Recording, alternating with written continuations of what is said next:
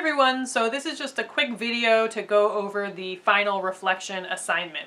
So I've finalized the assignment and updated it, and the final updated version is what's on Blackboard. So you can go based on how the assignment is explained on Blackboard, which is similar to your syllabus, but I made two slight changes. So firstly, I made it shorter. So isn't that the moral of this semester? Keep it short and sweet. So I only want 400 to 600 words, which is about 2 pages double-spaced.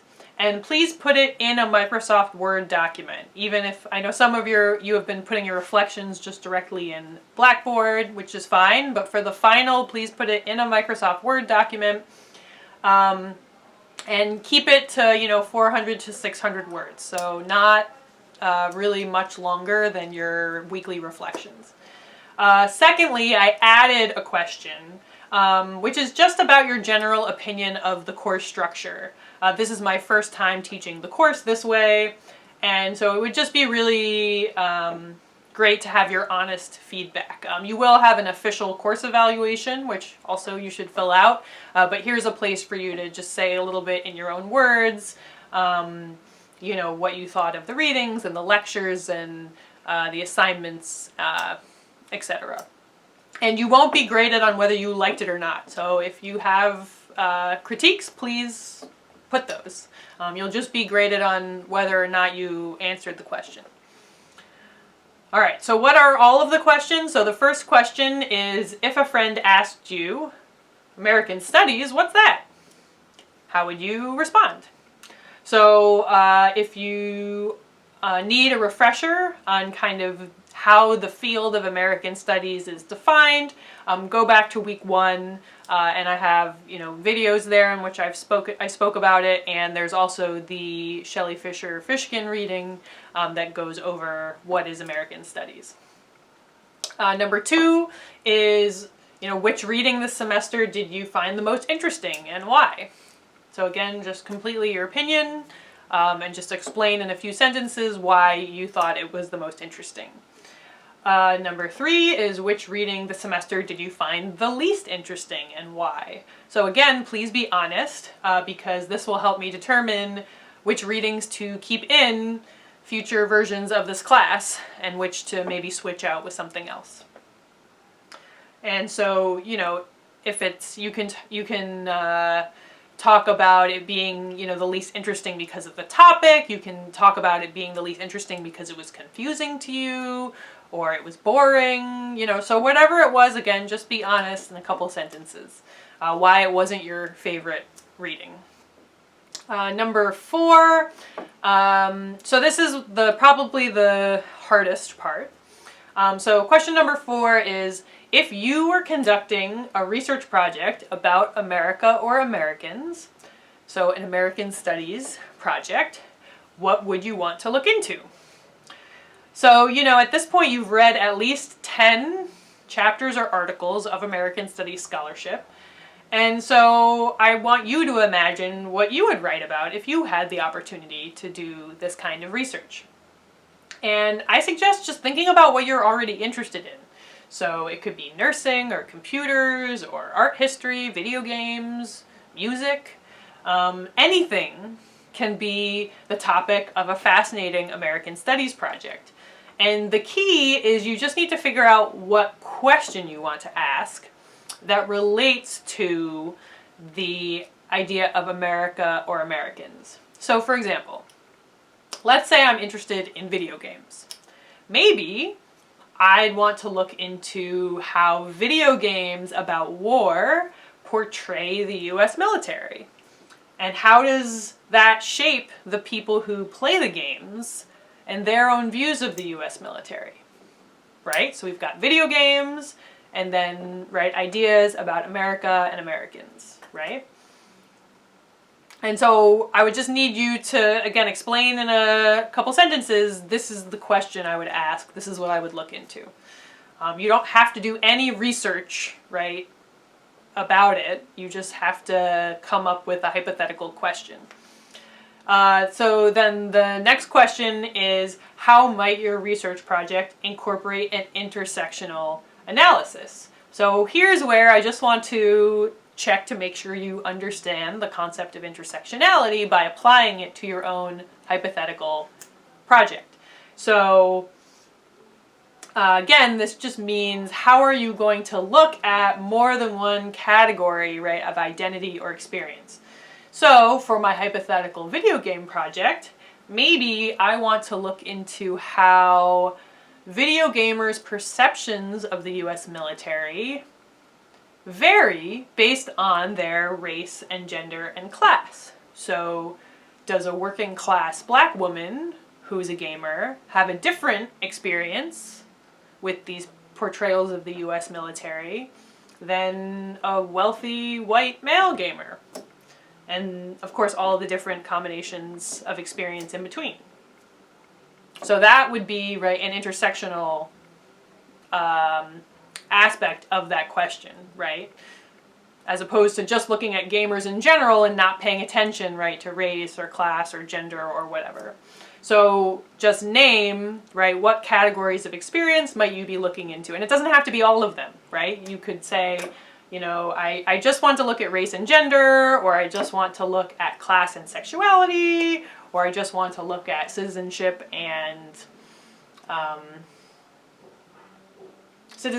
race, you know, whatever. You know, it can be 2, 3, it just has to be more than one, right? Which categories of experience do you want to look at? And yeah, and how would that apply, right, to this hypothetical question that you've come up with?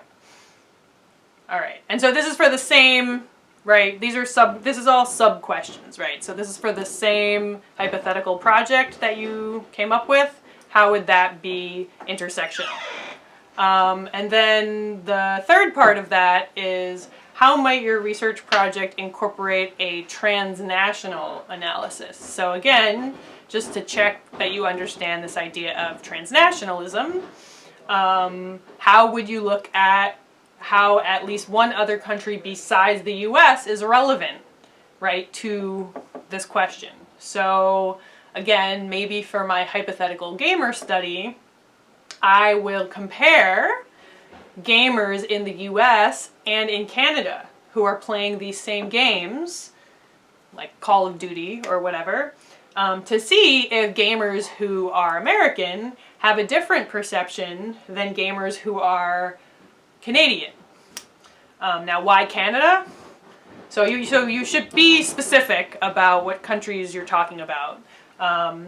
So in this case, I'm thinking, well, Canada could be a good choice because there's a lot of similarities, you know, socially, politically, culturally, economically, and the two countries generally have peaceful military relations, so it could be interesting to see how, without adding a lot of complicating factors of, you know, language and culture, that, you know, whether still the difference between being an American or a Canadian shapes how you experience these video games. Again, this is all hypothetical. You know, so it would be very different to say, oh, well, how do US gamers versus Iranian gamers, right, perceive the US military in these games? You know, because the US because the US is in an adversarial relationship with Iran, right? So that would be an interesting and very different kind of study. And now I really do wonder. That makes me think I really do wonder how Iranian gamers perceive the US military as it's portrayed in video games. I wonder if anyone studied that. Anyway, so you don't need to go into great detail into any of this, right? The point is I just want you to think about how any of the things that you're interested in could be studied through an American Studies framework, and I want to check that you're understanding what intersectionality and transnationalism is by being able to apply them to your own ideas. So if you have any questions about that, of course, email me. If you have like some ideas and you're not sure if they are answering the question fully, feel free to email me your ideas and I can, you know, give you some feedback.